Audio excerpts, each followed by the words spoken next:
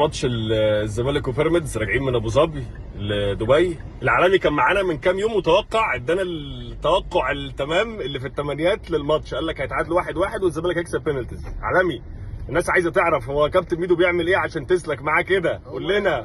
الدنيا سالكه. لا الحمد لله الحمد لله، ومبروك لكل الزملكاويه. اللي كان معاه سبحتين في اميدو، قول لنا بقى توقعاتك للنهائي، الاهلي ولا سيراميكا؟ انت قلت الاهلي يكسب سيراميكا 3-1. انا قلت الاهلي 3-1. وانت يا مودي؟ انا ان شاء الله الاهلي يكسب ان شاء الله. التشكيل بس انا يعني لسه شايفين التشكيل دلوقتي يا ابراهيم. ايوه، سيراميكا هجوميا لاعب كل الصفات. قول لنا التوقع مين؟ الأهلي. طب اهلي وزمالك في النهائي، قول لنا توقعك يا كابتن فضل. الاهلي باذن الله ان شاء الله. يعني تمني الاهلي طبعا. يعني الاهلي بيمر بظروف صعبه يا عم من غير ادينا الاهلي يكسب بينالتيز ولا في اللقاء نفسه؟ في اللقاء نفسه. كابتن ميدو، انا قلت لك في الحلقه الزمالك والاهلي تعادل، وفوز الزمالك ببطوله السوبر المصري بضربات الجزاء. اللقاء الناري في التوقعات، ميدو قدام فضل. هنشوف مين اللي هيكسب يوم الخميس ان شاء الله. بس معلش يلا.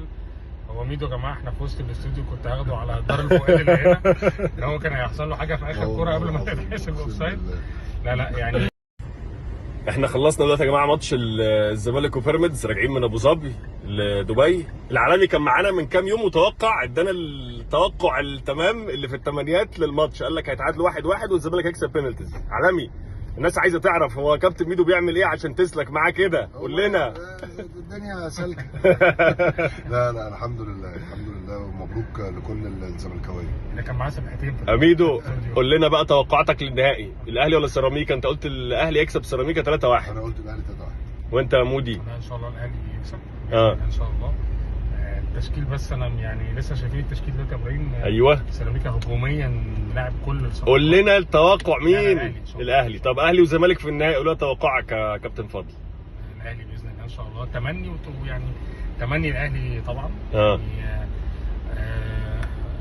الاهلي بيمر بظروف صعبه. يا عم من غير ادينا الاهلي يكسب بينالتيز ولا في اللقاء نفسه؟ في اللقاء نفسه. كابتن ميدو، انا قلت لك في الحلقه الزمالك والاهلي تعادل، وفوز الزمالك ببطوله السوبر المصري بضربات الجزاء. اللقاء الناري في التوقعات، ميدو قدام فضل. هنشوف مين اللي هيكسب يوم الخميس ان شاء الله. بس معلش يلا. هو ميدو يا جماعه، احنا في وسط الاستوديو كنت هاخده على الدار الفؤاد اللي هنا ان هو كان هيحصل له حاجه في اخر كوره قبل ما تتحسب اوفسايد. لا يعني احنا خلصنا دلوقتي يا جماعه ماتش الزمالك